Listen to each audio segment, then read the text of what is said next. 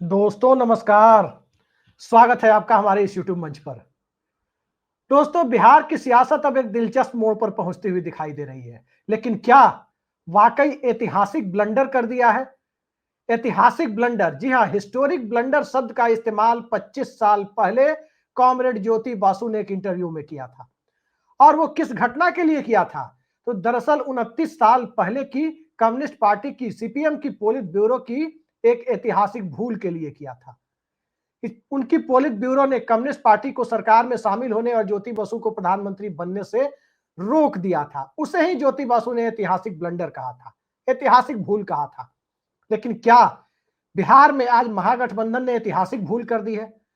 सवाल यह है कि राहुल गांधी जो कोशिशें कर रहे हैं, आखिर उन कोशिशों को बीच में क्यों छोड़ देते हैं? और किसी तरह से बिहार में जो स्थितियां बन रही थी कि जनता बदलाव के मूड में आ रही है, उस बदलाव के मूड में आती हुई जनता को ठिठकने का मौका क्या महागठबंधन ने दे दिया? आज पटना में एक दिलचस्प नजारा देखा। जादूगर कहे जाने वाले राजस्थान के पूर्व मुख्यमंत्री अशोक गहलोत आए। महागठबंधन की पूरी लीडरशिप खड़ी थी, पूरी लीडरशिप बैठी हुई थी प्रेस कॉन्फ्रेंस में। और सबके सामने अशोक गहलोत ने जो ऐलान किया, उसे देखकर तो वर्ल्ड कप क्रिकेट में जो सेमीफाइनल से नजारा दिखाई देता है वही दिखने लगा। जब सेमीफाइनल में 4 टीमें पहुंचती हैं, तो नंबर 1 टीम का मुकाबला नंबर 4 से होता है और नंबर 2 का नंबर 3 से होता है। आज महागठबंधन में बिल्कुल यही दिखा कि नंबर 1 पार्टी के नेता तेजस्वी यादव मुख्यमंत्री पद के उम्मीदवार होंगे, इसका औपचारिक ऐलान किया गया। और नंबर 4 पार्टी के नेता मुकेश सहनी उप मुख्यमंत्री के कैंडिडेट होंगे। लेकिन 2 और 3 कहां गया? थोड़ा और डिकोड करते हुए चले तो बिहार की 14% महादलित आबादी अपने लिए नेतृत्व मांग रही थी, वो नेतृत्व क्यों नहीं दिया गया?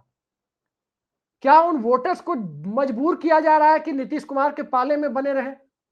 जो वोटर संविधान बचाओ, आरक्षण बचाओ, वोटर अधिकार बचाओ, इन सब मुद्दे पर सबसे ज्यादा मुखर है, जिसने उत्तर प्रदेश की पूरी सियासत को, लोकसभा चुनाव में ऋषि जी इस बात की तस्दीक करेंगे कि पूरी सियासत को संविधान बचाओ के नैरेटिव के सहारे बदल दिया।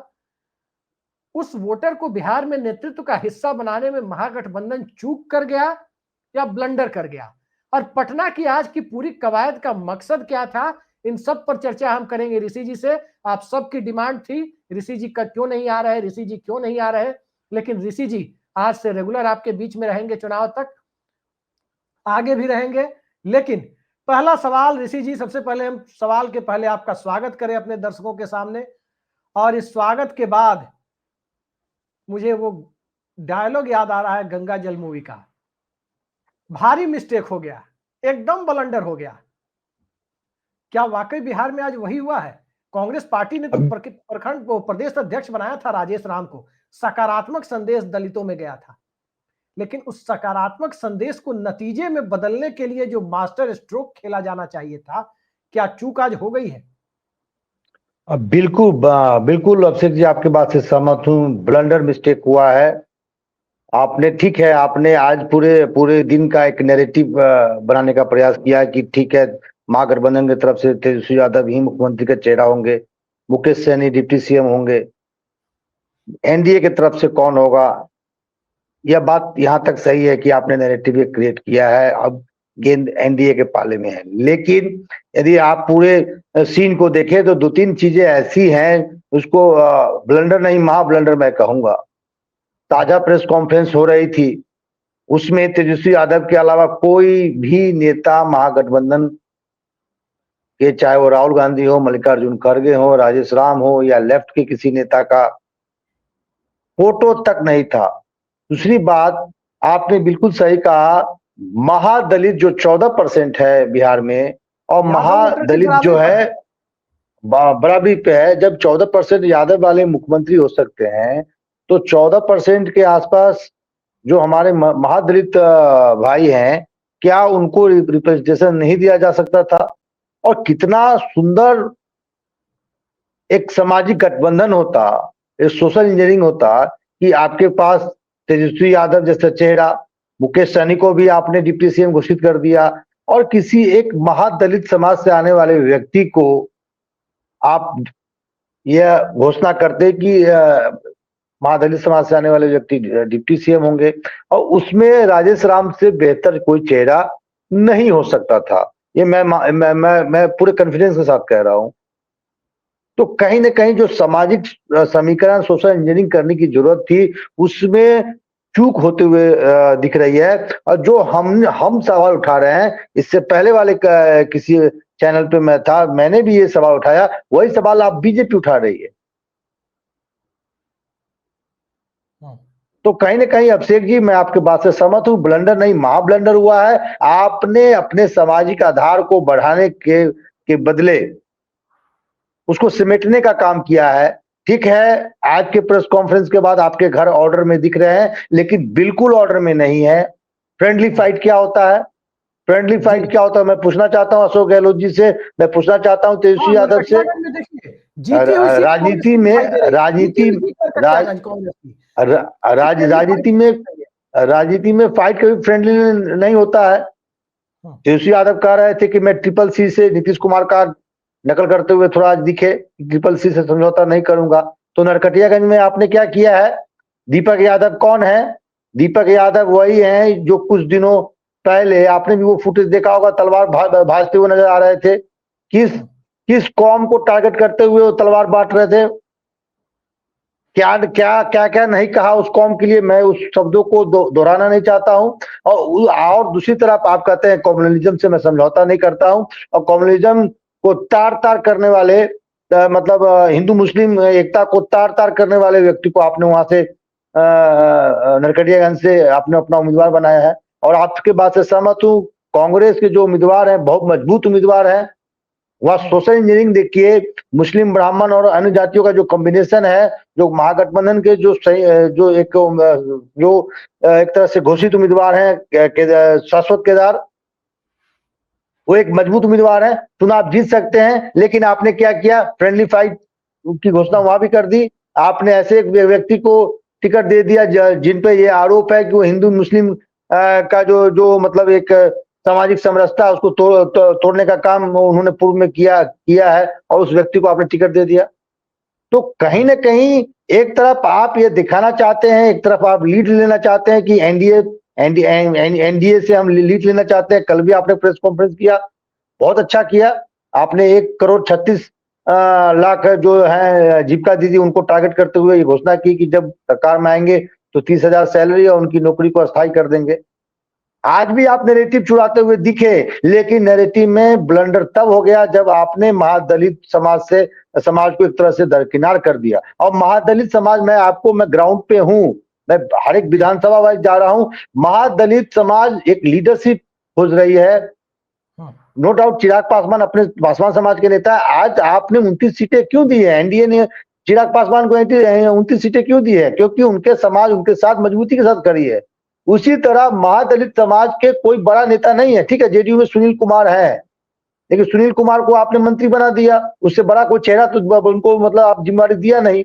यदि महागठबंधन में की बात करें तो आपने देखा होगा कि विगत कुछ समय से राजेश राम किस प्रकार से दलितों का आवाज बन के उभरे थे बिहार में। उठानी वाला मामला आपको याद होगा। और आई में एक बच्चे, ऋषि जी, कांग्रेस मैं उस पे भी आ रहा हूँ। और आई में एक दलित बच्ची के साथ घटना हुई, कहाँ थे दलित के जो रहनुमा बनते हैं।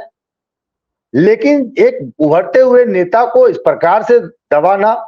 दूसरी बात आप देखिए कि गठबंधन में समन्वय की कमी क्या है कि राघोपुर सीट से यदि कांग्रेस कोई उम्मीदवार उतार देता या लेफ्ट उम्मीदवार उतार देता। उसी तरह आपने क्या किया, कुटुंबा में एक पार्टी के प्रदेश अध्यक्ष, मतलब पूरे गठबंधन में नंबर 2 के जो पार्टी के जो चेहरा है राजेश राम, उनके विरुद्ध कुटुंबा में आपने उम्मीदवार उतार दिया। उससे पहले के एपिसोड देखिए कि राजद वहां अलग मीटिंग ले रही है, कांग्रेस अलग मीटिंग ले रही है, महागठबंधन के कोई मीटिंग नहीं हुआ, और आपने सुरेश पासवान को टिकट थमा दिया। और ये समझौता तब हुआ है जब लालगंज से कांग्रेस ने शिवानी शुक्ला के विरुद्ध उम्मीदवार वापस लिए, तब जाके कुटुंबा में जो सुरेश पासवान है उनको उनके नाम की वापसी हुई है। तो इस प्रकार का सौदा यदि गठबंधन में होगा तो तेजस्वी यादव और राहुल गांधी जी सपना छोड़ दीजिए कि आप एनडीए को सत्ता से उखाड़ने जा रहे हैं। ये सपना छोड़ दीजिए। जब आप कोलंबिया में रहते हैं और सोचते हैं कि यहाँ पे आपके जो वेणुगोपाल जी हैं और आपके जो अखिलेश सिंह है वो सीटों का बंटवारा कर लेंगे। ऋषि जी प्रदेश मैं अध्यक्ष आ रहा हूँ उस मुद्दे जी पर आ रहा हूँ। ऋषि जी कोई कोलंबिया गया, कहीं गया, किसी व्यक्ति का विशेषाधिकार है, हम उस पर नहीं जाएंगे। हर आदमी को घूमने का, हम लोग भी जाते हैं कहीं ना कहीं घूमने। सवाल दरअसल ये है, सवाल सवाल एक टाइमिंग को राहुल लेकर गांधी है। से बनता है। जी टाइमिंग इंपॉर्टेंट, सही बात है। सवाल एक राहुल गांधी से बनता है। इस बात पर हमें तो कम से कम कोई शक नहीं है कि राहुल गांधी, राजनीति उनकी सफल हो असफल हो एक अलग मुद्दा है, लेकिन राहुल गांधी कमिटमेंट के पक्के नेता माने जाते हैं। और आज के दौर में राजनीति में भी होना और कमिटमेंट का पक्का होना, ये रेयरेस्ट ऑफ द रेयर, ये देखने को मिलता है। लेकिन सवाल घूम फिर करके वहीं आता है, आपने बिहार में एक बहुत बड़ा दांव खेला। हम लोगों ने प्रोग्राम किया था लगातार कि जब राजेश राम को अध्यक्ष बनाया गया, उसके 4 महीने पहले से तो ऋषि जी आप ही डिमांड कर रहे थे, कह रहे थे कि राजेश राम ही है जो बिहार में तिलिस्म तोड़ सकते हैं नीतीश कुमार का, एनडीए का, और कांग्रेस के रिवाइवल का भी रास्ता बन सकता है। लेकिन राजेश राम को आपने गाड़ी पकड़ा दी, गाड़ी चलाना नहीं सिखाया, चाबी पकड़ा दी कि लीजिए चाबी, आप निकल जाइए रोड पर। जो बैकिंग चाहिए थी वो राहुल गांधी ने नहीं दी राजेश राम को, ये सच्चाई है। आज कांग्रेस पार्टी के नेता के मुंह से ऐलान कराया गया कि तेजस्वी यादव मुख्यमंत्री और मुकेश सहनी उप मुख्यमंत्री, लेकिन अपनी पार्टी का डिब्बा गोल कर गए अशोक गहलोत। और उससे भी बड़ी चीज, मानेसर कांड की याद दिला रहे थे, याद आपने प्रेस कॉन्फ्रेंस सुना होगा, पटना से राजस्थान की सियासत को भी वो साध रहे थे। आज जब सब लोग मानेसर कांड को भूल चुके हैं और जिनके सहारे मानेसर कांड खेलने की कोशिश हो रही थी, उनको भी पार्टी ने आत्मसात कर लिया है, सारी भूल चूक लेनी देनी माफ कर दी है। अब पटना से जख्म को हरा करना, और जो पटना में जिस जख्म की दवा देने के लिए बुलाया गया, उस दवा में सबसे बड़ा एंटीबायोटिक देना ही भूल जाना, ये क्या किया है अशोक गहलोत और तेजस्वी यादव ने मिलकर, क्यों किया गया है? मैं एक सीधा पहला सवाल आपसे पूछता हूं, जी सीधा सवाल, राजेश राम के नाम पर आपत्ति अगर थी आपको, तेजस्वी यादव अपनी ही जी पार्टी के भीतर से किसी महादलित नेता को डिप्टी सीएम कर देते।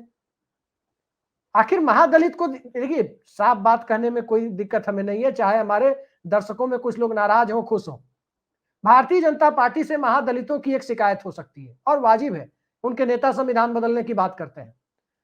नीतीश कुमार से तो उनका कोई बैर नहीं है, और जब नीतीश कुमार से उनका कोई बैर नहीं है, जब तक उनके नेता को आप कुछ नहीं देंगे, जब तक उनके नेता को प्रोमिनेंट रोल नहीं देंगे, मुख्य भूमिका नहीं देंगे, वो क्यों आपके पास छोड़ करके आएंगे? तो सवाल तो राहुल गांधी से बनता है कि आपने जिसे चेहरा बनाया उसे बैकिंग नहीं दी, समर्थन नहीं दिया। क्या लगता है आपको? आपने तो उनको ड्राइवर बना दिया, लेकिन स्टीयरिंग तो थमा दिया, लेकिन जो ब्रेक है क्लच है सब अपने पास रख लिया। और आपने एक महत्वपूर्ण शब्द का यहाँ उपयोग किया है, कमिटमेंट। ये कौन सा कमिटमेंट है राहुल जी का?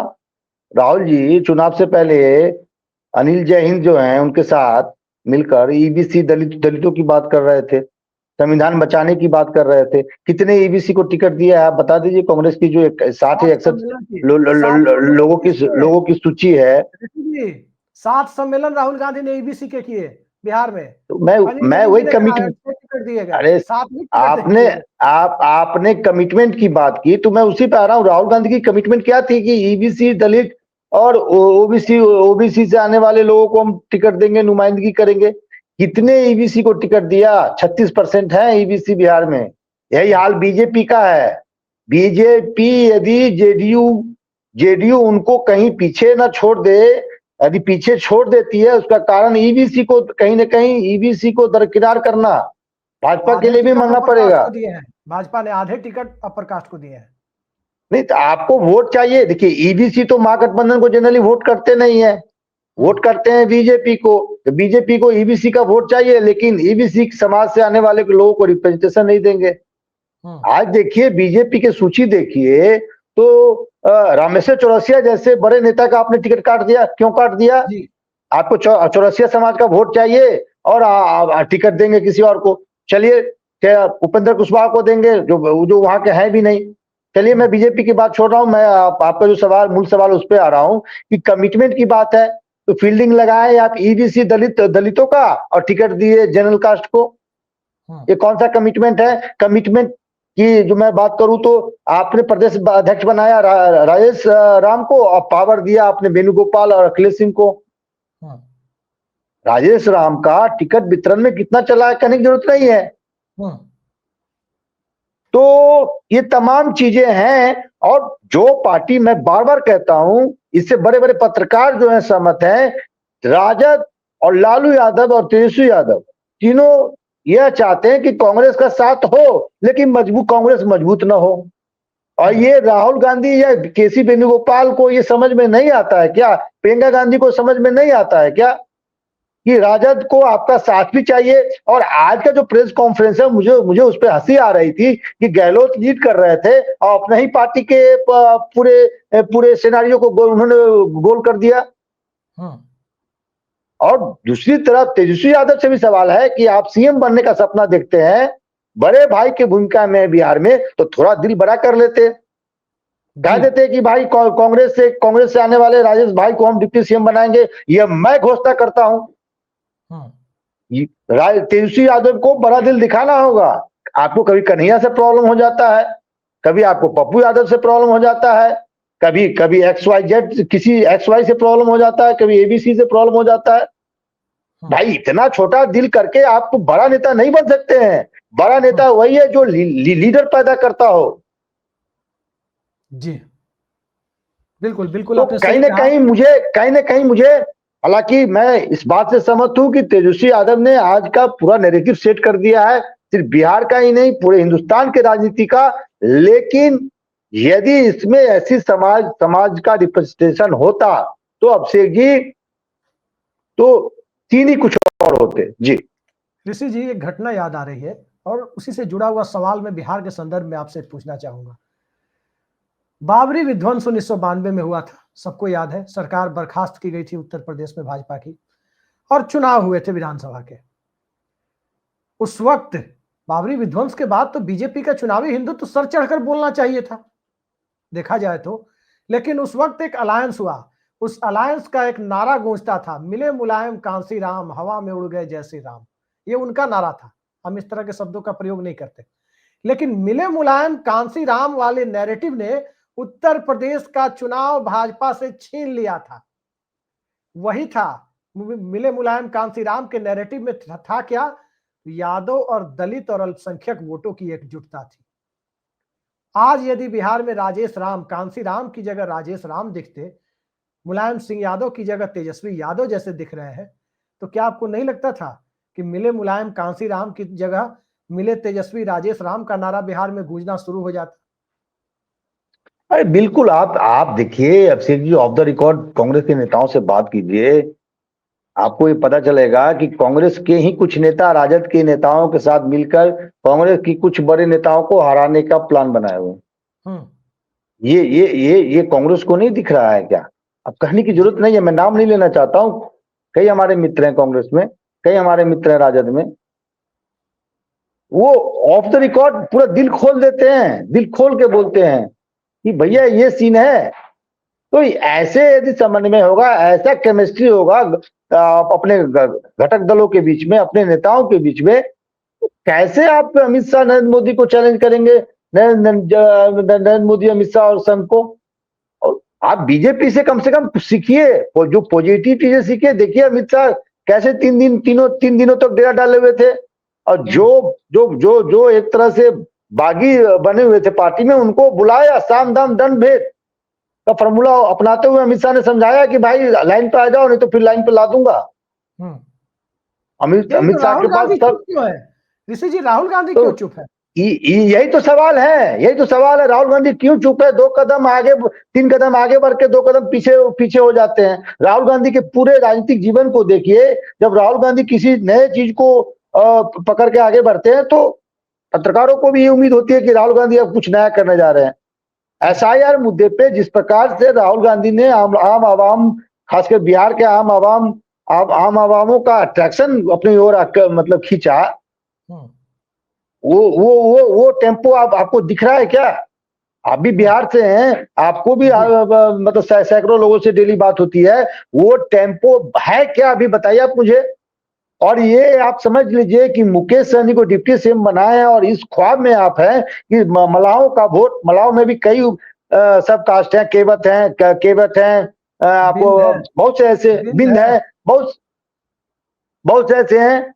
और मैं आपको बता दूं, जहां महागठबंधन के उम्मीदवार मल्लाह होंगे वहां वोट मिलेगा, लेकिन जहां राजद के सिंबल पे यादव लड़ रहे होंगे या अन्य समाज के लोग लड़ रहे होंगे, आप समझ लीजिए वहां मुकेश सहनी के समाज से आने वाले वोट का ट्रांसफर नहीं होगा। क्योंकि सामाजिक सामाजिक ग्राउंड पे जो सामाजिक ताना बाना है उसको समझने की जरूरत है। ऋषि जी, एक सवाल बड़ा मौजूद है, बहुत दिनों से चर्चा होती है, आज से नहीं होता है। तकरीबन इस बात की चर्चा हम लोग जब पत्रकारिता में नहीं थे, हम लोग जब हाफ पैंट में नर्सरी एलकेजी में पढ़ते थे, समता पार्टी जब बनी थी, या स्टैंडर्ड 1 2 3 4 में पढ़ते थे, तब से ये चर्चा होती है कि लालू यादव और नीतीश कुमार की पार्टी भले ही अलग है, लेकिन दोनों का गोल एक है और दोनों अंदर खाने मिले हुए हैं। इस बात की चर्चा पत्रकारों के बीच खूब होती है, ये दोस्ती हम नहीं छोड़ेंगे। अब ये बताइए, आखिर नीतीश कुमार की जो सबसे बड़ी ताकत है, वो पूरा बिहार जानता है कि अति पिछड़ा वर्ग भी कुछ भाजपा में है, कुछ नीतीश कुमार के साथ। नीतीश कुमार का स्वजातीय कुर्मी वोटर इतना बड़ा नहीं है कि बिहार के चुनाव को प्रभावित कर दे। नीतीश कुमार की सबसे बड़ी ताकत महादलित और महिलाएं हैं, महिला वोटर और महादलित वोटर। एक विकेट नीतीश कुमार का आज गिराने का सुनहरा मौका था। महादलित, क्या नीतीश कुमार के हितों को ध्यान में रखते हुए यह कोशिश की गई है? मैं नीतीश कुमार का एक बयान आपको याद दिलाता हूं। विधानसभा के अंदर नीतीश कुमार ने एक महादलित नेता को बिहार का मुख्यमंत्री बनाया था 9 महीने के लिए, जीतन राम मांझी को, और सदन के अंदर अभी कुछ महीने पहले की बात है, क्या कहा था? ये मुख्यमंत्री बना था, ये मेरी मूर्खता से मुख्यमंत्री बना था, ये नीतीश कुमार ने कहा था। तो क्या लालू यादव और तेजस्वी यादव नीतीश कुमार ने जिस मूर्खता का जिक्र किया था, वही मूर्खता नहीं करना चाहते थे क्या? कि किसी महादलित नेता का नाम डिप्टी सीएम के लिए नहीं आया है? ये बिल्कुल देखिए, ये समन्वय की कमी है। यदि घोषणा से पहले इस इन बिंदुओं पर चर्चा हो जाती कि क्या स्ट्रेटजी होगा, कैसे चुनाव लड़ा जाएगा, कौन से सोशल इंजीनियरिंग करनी है, किसको साधना है, कि एनडीए का जो कोर वोट बैंक है उसमें कितना डेंट करना है, तो ये बिल्कुल समन्वय की कमी है। दूसरी बात, मैं बार बार कह रहा हूं कि राजद कभी नहीं चाहती कांग्रेस मजबूत हो। मैं आज दावे के साथ कह रहा हूं, कांग्रेस 60-100 सीटों पर लड़ रही है। यही राजेश राम के लीडरशिप में कांग्रेस 30-35-40 सीटों पर चली जाएगी, तो राजेश राम एक बड़े दलित नेता के रूप में उभरेंगे, सिर्फ बिहार में नहीं पूरे हिंदुस्तान में।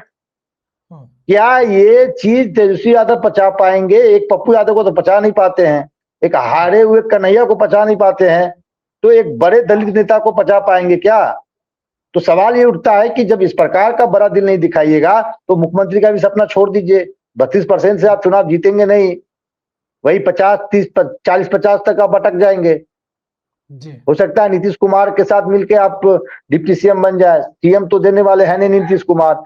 तमाम तरह के अटकलों के बावजूद भी नीतीश कुमार किस प्रकार से राजनीति कर रहे हैं कहने की जरूरत नहीं है जी। बीजेपी को ऐसा लगा कि नीतीश कुमार बीमार हैं या ऐसे हैं, जो जैसे चाहेंगे संजय झा ललन सिंह को मैनेज करके कर लेंगे। आपने देखा 101 का जो डिवीजन हुआ तो किस प्रकार से नीतीश कुमार ने रिस्पॉन्ड किया, कहने की जरूरत नहीं है। और मैं आपके बात से सहमत हूं कि आज भी नीतीश कुमार का core vote bank Nitish Kumar के साथ बना हुआ है, और नीतीश कुमार ने एक मास्टर स्ट्रोक चला है जिसका फायदा एनडीए को इस चुनाव में मिलने जा रहा है। वो है 1,21,00,000 महिलाओं के अकाउंट में डायरेक्ट जो 10,000 रुपए ट्रांसफर किए गए हैं उसका डायरेक्ट फायदा होगा। हालांकि अमित शाह के एक बयान चर्चा में अभी भी बना हुआ है कि वो हमने लोन दिया है। ये बात चुनाव में इनको नहीं बोलना चाहिए, यदि वो बोलते हैं तो इससे गठबंधन को नुकसान होगा। देखिए यही बात राजद बोल रही है, यही बात महागठबंधन बोल रही है। आपको कैश नहीं दिया गया है, आपको लोन दिया गया, कर्ज दिया गया है, लेकिन सवाल यही बात अमित शाह दोहराते हैं। ऋषि जी, नुकसान तो तब होगा एनडीए को जब महागठबंधन फायदा उठाने की कोशिश करेगा। आज के ऐलान में तो दिखा है कि फायदा उठाने की प्रवृत्ति नहीं दिखी है। अरे भैया, जब आप फ्रेंडली फाइट लड़ रहे हो, जब आप सोशल इंजीनियरिंग दुरुस्त नहीं कर रहे हो, आपके बीच समन्वय नहीं हो, आज 23 तारीख है, आपके कोई नेता बाहर नहीं निकला हो, आप बता दीजिए कांग्रेस के 60 उम्मीदवार कम से कम नॉमिनेशन तो कर दिए होंगे। आपने किसी भी उम्मीदवार के साथ एक प्रदेश स्तर का नेता भी देखा हो? अब शाश्वत को देख लीजिए, नरकटियागंज में इतने बड़े नेता के वो पोता हैं, उनके उनके उनके उनके ग्रैंडफादर बिहार के सीएम रहे हैं। आप देखिए वो एक उस उम्मीदवार के साथ एक प्रदेश स्तर का नेता भी आपने देखा है, या किसी भी, मैं एक एग्जांपल दे दिया हूं, किसी भी नेता के साथ, भाई बीजेपी का देखिए, किसी के साथ योगी जा रहे हैं, किसी के साथ रेखा गुप्ता जा रही है, किसी के साथ हेमंत बिश्व शर्मा जा रहा है। ऋषि जी आपकी क्या तैयारी है? ऋषि जी एक चीज पे दो छोटे छोटे सवाल है, मैं लेना चाहूंगा। हाँ जल्दी कीजिएगा, हमें दूसरे चैनल पर जाना। जी, लोकसभा चुनाव के दरमियान, चलिए दोनों को एक ही में क्लब कर देते हैं सवालों को। लोकसभा चुनाव के दरमियान आपने देखा कि उत्तर प्रदेश में दलित वोटर ने सपा के साथ अपने मतभेद भुला दिए और अखिलेश यादव ने उस लाइन को पकड़ लिया। तो अयोध्या से, फैजाबाद की लोकसभा सीट से जीत कर आने वाले अवधेश प्रसाद दलित समाज से हैं। उन्हें समाजवादी पार्टी फ्रंट रो में बिठाने लगी। स्पीकर की अनुपस्थिति में जो प्रिजाइडिंग ऑफिसर का पैनल होता है लोकसभा में, जो सदन का संचालन करते हैं, उसमें उनका नाम डाला, वो चेयर कीपर बैठते हैं। और जिस प्रकार से उनकी ब्रांडिंग की, वो देख के समझ में आने लगा है अभी से कुछ कुछ कि अखिलेश यादव कितनी सावधानी से आगे बढ़ रहे हैं 2027 के लिए। और बहुत संभव है कि अवधेश प्रसाद वहां डिप्टी सीएम कैंडिडेट के तौर पर सामने आ जाए, बहुत संभव है इस बात को।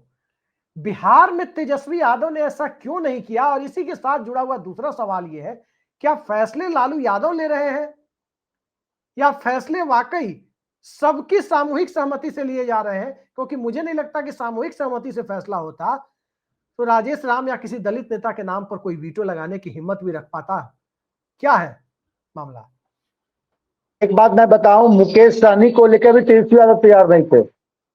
मुकेश सहनी ने एक तरह से धमकी दिया उनको कि आप यदि आज मेरे नाम का घोषणा नहीं करेंगे तो मैं पूरे बिहार में प्रचार करने नहीं जाऊंगा। वो मछली और दूध का जो कॉम्बिनेशन है, मछली खाते हुए वो कॉम्बिनेशन दिखने को नहीं मिलेगा। यही प्रेशर कांग्रेस नहीं बना पाई। दूसरी बात, तेजस्वी यादव को दिल बड़ा करना होगा, छोटे दिल से कोई बड़ा नहीं होता। और आपको ये डर है कि ये नेता बड़ा हो जाएगा, ये छोटा हो जाएगा, तो ये राजनीति में है, आप कोई बिजनेस नहीं कर रहे हैं राजनीति में। ऋषि जी, राजद से शिवचंद्र राम को बना देते। अरे आप सुन तो लीजिए, आप सुन लीजिए, राजद में शिवचंद्र राम का क्या कद है? आप एक लोकसभा टिकट दे देते हैं या एक विधायक का टिकट दे देते हैं। आप बता दीजिए महादलित कितने नेता का नाम, राजद में जो कितने नेता हैं महादलित समाज, जिसको आप जानते हैं, जिसका पैन बिहार इम्पैक्ट हो, आप एक नाम बता दीजिए। श्याम रजक बेचारे हाल में ही आए हैं। नहीं, वो तो छोड़ के चले गए सर, जेडीयू में है सर, जेडीयू में वो तो चले गए, श्याम रजक चले गए बेचारे हैं। एक बचा खुचा वो शिवचंद्र राम है बेचारे, वो कभी हाजीपुर से लड़ा देते हैं, ऐसी सीट से लड़ा देते हैं जहां वो जीत नहीं सकता है। तो क्या ये फैसले लालू यादव ले रहे हैं क्या, या कोई और ले रहा है? लालू नहीं, मुझे नहीं लगता है लालू यादव तो समझदार नेता है। हाँ, लालू यादव की एक बात मैं कहूंगा, वो समझदार नेता है। वो इस प्रकार के फैसला, यदि लालू यादव होते तो इस प्रकार का फैसला नहीं लेते। आपको मैं बता दूं, रमई राम को जितना सम्मान लालू यादव करते थे शायद कोई नेता किया हो। रमई भाई कहते थे, रमई भाई। एक बार रमई राम नाराज हो गए तो भागे भागे लालू यादव गए पटना एयरपोर्ट, उनको मना के वापस लाए। तो वो गुण तेजस्वी यादव में नहीं है। अरे कांग्रेस छोड़ दीजिए, मैं तेजस्वी यादव होता तो राजेश राम को गले लगाता, कहता ये भाई राजद के कोटे से डिप्टी सीएम होगा। देखिए फिर राजनीति में कितना बड़ा गेम चेंजिंग हो, एक मूवमेंट बनता। चलिए, मूवमेंट बनता नहीं बनता ये अलग का सवाल है, लेकिन महागठबंधन अभी भी जबरदस्त मुकाबला कर रहा है। हाँ, जबरदस्त मुकाबला जो अभी बराबरी का दिख रहा है। अगर महादलित समुदाय का, जिसकी 14% बिहार में आबादी है, उससे यदि डिप्टी सीएम कैंडिडेट बिहार में आ गया होता, आज यदि इसकी घोषणा हो गई होती, तो बाजी पूरी तरह से एक तरफा हो जाने की संभावना बढ़ जाती। 17%, 18% अल्पसंख्यक वोटर, 14% यादव वोटर, 14% महादलित वोटर, यानी ये 46% का वोट बैंक 2/3 कौन कहे 3/4 बहुमत की तरफ लेकर के जा सकता था महागठबंधन को। वो अवसर आज गंवा दिया गया, और उस अवसर के गंवाने का नतीजा यह हुआ कि मुकाबला बराबरी पर जाकर टिक गया। और जब मुकाबला बराबरी पर जाकर टिक गया तो भारतीय जनता पार्टी को, जिसकी सीटों पर महादलित को भी वोट देने में रिजर्वेशन है, अल्पसंख्यक उन्हें वोट देता नहीं है, कहीं ना कहीं कुर्मी मतदाताओं के मन में बीजेपी की नीयत को लेकर संशय है, यादव मतदाता राजद के साथ है। तो बीजेपी अपनी सीटों पर भले ही फंसी हुई है, प्रशांत किशोर अलग डेंट लगा रहे हैं, चिराग पासवान बहुत फायदे के साबित नहीं हो रहे, लेकिन जो सीटें जनता दल यूनाइटेड लड़ रही है उन सीटों से अब महादलित के वोटों को छीन पाना, अगर बहुत साफ गोई के साथ कहें, क्या ऋषि जी, किसी के बूते की बात दिखाई नहीं देती है कि जेडीयू की 101 सीटों पर से कोई महादलित वोट अब छीन पाएगा। आपको क्या लगता है, चलते चलते बताइए। मैं आज कह रहा हूं कि देखिएगा, Nitish Kumar single largest party होगी और उसके पीछे यही महादलित, ईबीसी, महिला, डबल एम फैक्टर, महिला और मनी, बहुत से लोग आज सुनेंगे तो कहेंगे ये लोग कैसे बात कर रहे हैं। जैसे लोकसभा चुनाव में मैंने कहा था, मैं आज भी कह रहा हूं, Nitish Kumar and JDU is going to be single largest party in Bihar Vidhan Sabha चुनाव, बिहार विधानसभा इलेक्शन। चलिए देखिए, मैं तो बराबरी का मुकाबला मानता हूं। हाँ, ये हालात जरूर बन गए हैं कि आज एक निर्णायक बढ़त का अवसर गंवा दिया गया है। देखते हैं राहुल गांधी कब चुप्पी तोड़ते हैं और निर्णायक हस्तक्षेप बिल्कुल फिल्मी अंदाज में कैसे राहुल गांधी करते हैं। देखते हैं क्या होता है। ऋषि जी, आपने समय निकाला और हमारे दर्शकों की बड़ी दिनों से डिमांड थी कि ऋषि मिश्रा जी दिखने चाहिए, क्यों नहीं दिख रहे। अब से आप लगातार हमारे दर्शकों के सामने दिखते रहेंगे और तमाम राजनीतिक गतिविधियों पर अपने विश्लेषण से, और चूंकि आप लाइव वायर हैं बिहार के, हर राजनीतिक दल के अंदर उनके प्रवक्ताओं को भले बाद में जानकारी होती है, लेकिन ऋषि मिश्रा के पास शीर्ष नेतृत्व से सीधे खबर पहुंच जाती है। ये बात तो कहने की जरूरत नहीं है। खैर ऋषि जी, आप आए, इतनी सारगर्भित चर्चा की, बहुत बहुत धन्यवाद आपका। नमस्कार।